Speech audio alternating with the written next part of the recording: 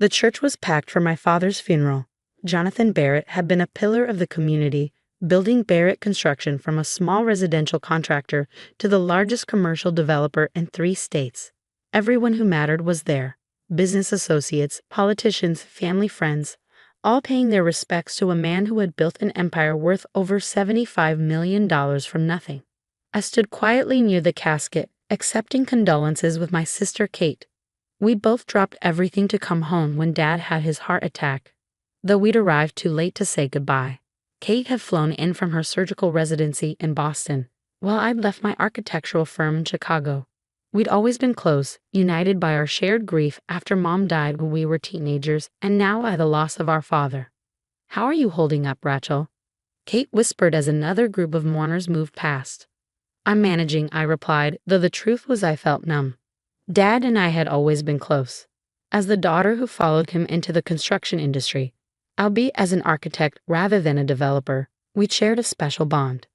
Kate squeezed my hand as our cousin Michael approached, his wife Vanessa at his side. Michael was Uncle Robert's son, and he'd been working at Barrett Construction since college. While Kate and I had pursued our own paths, Michael had positioned himself as Dad's right hand and apparent successor. Rachel, Kate, Michael embraced us with practiced sympathy. "Your father was like a second father to me. This is devastating for all of us."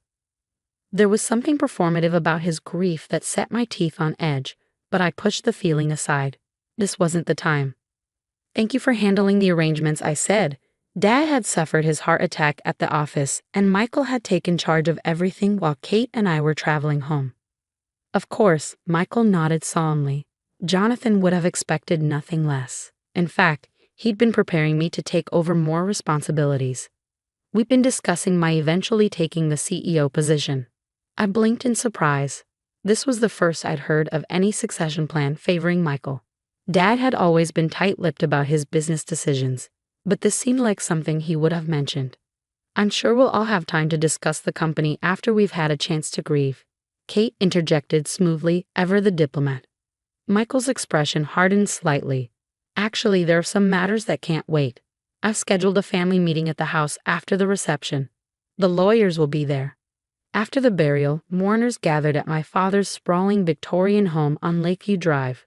The house where Kate and I had grown up was now filled with visitors eating catered food and sharing stories about Dad. I moved through the rooms in a daze, accepting condolences and trying to process that he was really gone. "Rachel," a familiar voice pulled me from my thoughts.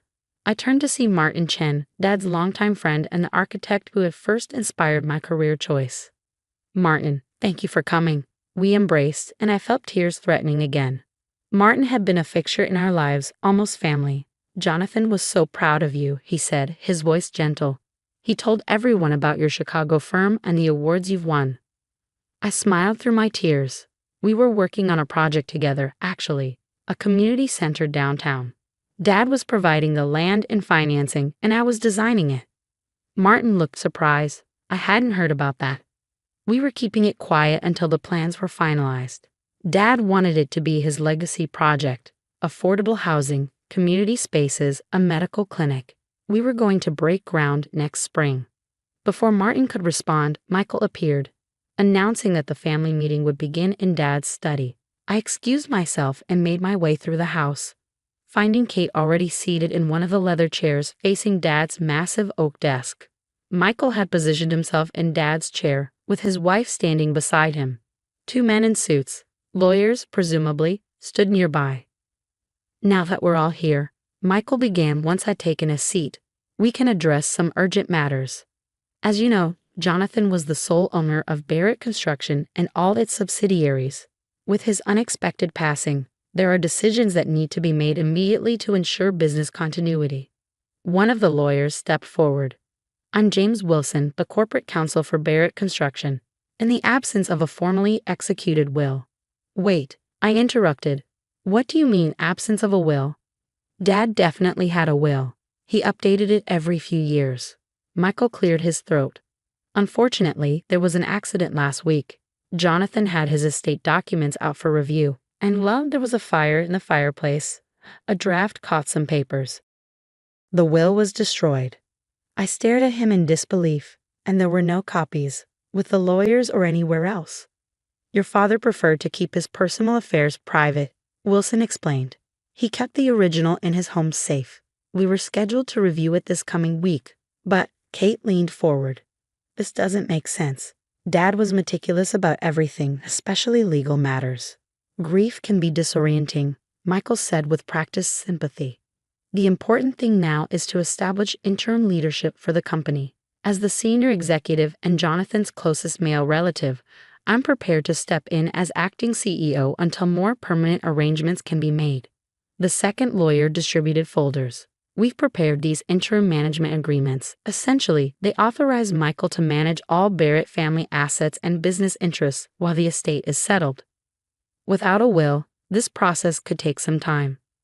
I opened the folder and skimmed the document, my suspicion growing with every paragraph. The agreement would effectively give Michael complete control over Dad's entire estate. The company, properties, investments, everything.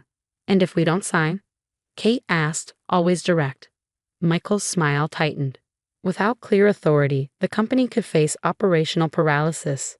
Projects would stall, contracts could be jeopardized, and the value of the estate, your inheritance, could be significantly diminished. I closed the folder. We need time to review this with our own lawyers. Of course, Michael nodded magnanimously, but I should mention that there are several major deals in progress that require immediate attention. Any delay could be costly. We'll have our answer tomorrow, I said firmly. For now, I think we've had enough business talk for a funeral day. As the meeting broke up, I caught Wilson giving Michael a subtle nod. Something wasn't right, and I needed to find out what before signing anything. That evening, after most of the mourners had left, Kate and I sat in the kitchen of our childhood home, trying to make sense of the day's events. There's no way Dad's will just happen to burn up right before he died, Kate said, expressing exactly what I'd been thinking. And there's no way he didn't have copies, I added. Michael is lying. Kate rubbed her temples. But why? Dad treated Michael like a son. He was already going to inherit something substantial.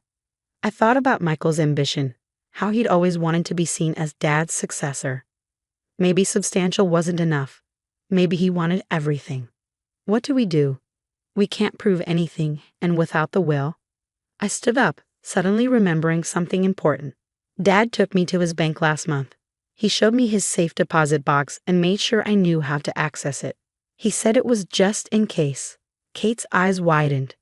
Do you think? I don't know, but it's worth checking. The bank opens at 9 o'clock tomorrow. The next morning, we arrived at First National Bank as soon as it opened. The manager, recognizing us as Jonathan Barrett's daughters, expressed his condolences before escorting us to the vault area. Your father was one of our most valued clients, he explained as he located the correct box. He maintained several accounts and this safe deposit box for over 30 years. He used his key, and I used the key Dad had given me. The box slid out, and my heart raced as the manager discreetly left us alone with its contents. Inside were several sealed envelopes, a USB drive, and a leather portfolio. The largest envelope was labeled Last While and Testament. Copias held by Greenwood Law Offices. I knew it, Kate whispered as I opened the envelope. The will was comprehensive and crystal clear. Dad had left 30% of Barrett Construction to me, 30% to Kate, 20% to Michael, and 10% to a charitable foundation he'd established in my mother's name. He'd named me as CEO, citing my architectural vision and business acumen, with provisions for Kate to remain on the board despite her medical career. But that wasn't all. The leather portfolio contained detailed plans for the community center project I'd mentioned to Martin, complete with funding allocations, land deeds, and architectural renderings I created. Dad had already transferred the downtown property and $25 million in development funds to a separate LLC that was jointly owned by him and me. The USB drive contained years of company records, including evidence that Michael had been systematically diverting company resources to side projects that benefited him personally, not enough to be immediately noticeable, but substantial over time. He didn't just want to control the company, I realized aloud. He needed to cover up what he'd been doing.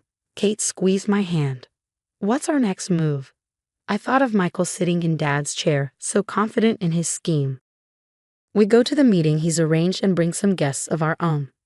That afternoon, Michael greeted us with barely concealed impatience as we entered Dad's study. He had the signed management agreements laid out on the desk, pens at the ready. "Have you made your decision?" he asked. "As I mentioned, we have pressing matters requiring immediate attention." "We have," I replied calmly. "But before we sign anything, we'd like to introduce some people." On cue, the study door opened. Martin Chen entered, followed by an elegant older woman I knew was Dad's personal attorney, Sophia Greenwood. Behind them came two members of the Barrett Construction Board of Directors. Michael's expression flickered between confusion and alarm. "What is this?" "This," I said, placing Dad's will on the desk, "is a copy of our father's actual will. The one you knew existed because he'd reviewed it with all his senior executives last year." Color drained from Michael's face. "Where did you?" "Dad kept copies in his safe deposit box," Kate explained, "along with some very interesting company records." Sophia Greenwood stepped forward. "As Jonathan Barrett's personal attorney, I can confirm this is his most recent will, properly executed and witnessed. I hold the official copy in my firm's records." Michael's corporate lawyer Wilson looked stunned. "I was told there was no will, that everything had been destroyed in an accident." "There was no accident," I said, my voice steady despite my anger. "Michael lied to you, to us, and planned to seize control of everything our father built." "These are serious accusations," Michael blustered, but his confidence was visibly crumbling. "I was only trying to ensure business continuity during a difficult time. By presenting false documents and attempting to defraud the rightful heirs." Sophia asked sharply. "That's not continuity, that's criminal." One of the board members, Janet Forrest, spoke up. "The board will need to address this immediately. Michael's actions represent a serious breach of fiduciary duty." Michael looked desperately around the room, finding no allies. "This is a misunderstanding. I was only acting in the family's best interests." "And the funds you diverted to Pinnacle Ventures?" I asked, referencing information from the USB drive. "Was that in the family's best interest too?" His face went completely white. "How did you?" "Dad knew," Kate said quietly. "He was gathering evidence. That's probably why he made sure we could access the safe deposit box." For the next hour, the true extent of Michael's betrayal unfolded. He'd not only planned to hijack the entire company but had been embezzling funds for years. Dad had suspected but had been gathering concrete proof before confronting him. As the meeting concluded, Michael and his wife were escorted from the property by security. The board members called an emergency session, and Sophia began the formal process of executing Dad's will. Left alone in the study with Kate, I finally let my guard down. "I can't believe he would do this. Dad trusted him." Kate put her arm around me. "Dad also protected against it. He made sure we had what we needed to expose the truth." I nodded, glancing around the study that held so many memories. My eyes fell on the architectural plans for the community center, Dad's legacy project, now my responsibility to complete. "What will you do about the CEO position?" Kate asked. "Dad named you in the will, but you have your own firm in Chicago." I traced my fingers over the community center designs. "I think it's time to come home. Dad built something important here. He trusted me to carry it forward." 1 month later, I stood on the vacant downtown lot where the Barrett Community Center would soon rise. Construction equipment was already in place for the groundbreaking ceremony scheduled for the following day. The project had expanded to include not just affordable housing and a medical clinic, but also an educational center for construction and architectural training for underprivileged youth. Michael had been removed from the company and was facing criminal charges for embezzlement. He and Vanessa had left town, their carefully crafted social standing in ruins. Kate had returned to Boston but planned to split her time between her medical career and her board responsibilities.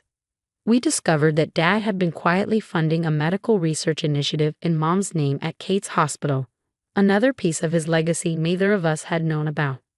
As the sun began to set over the city skyline, I felt a sense of peace washing over me. Dad had prepared us better than we'd ever known, not just with assets and legal protections, but with the values and skills to continue what he'd started. "We're ready for tomorrow's ceremony, Ms. Barrett," my project manager called from across the lot. "Thank you, David," I replied, taking one last look at the empty space that would soon transform into Dad's final gift to the community. "I think we're ready for everything now." In my pocket was the key to Dad's safe deposit box, a reminder that sometimes the most important inheritances aren't just what's visible to others, but the foresight, wisdom, and love that remain long after someone is gone. Michael had been so focused on controlling the company that he completely missed the true wealth Dad had built, not just in assets, but in relationships, respect, and vision for the future. While my cousin had schemed for what he could take, Dad had been quietly planning what he could give. Standing there on the threshold of that future, I silently thanked my father for his final lesson. True legacy isn't measured in dollars or property deeds, but in the positive change we create and the wisdom we pass on. Michael had tried to steal an inheritance, but he could never touch the real wealth Dad had left us, the opportunity to continue making a difference in the world he loved.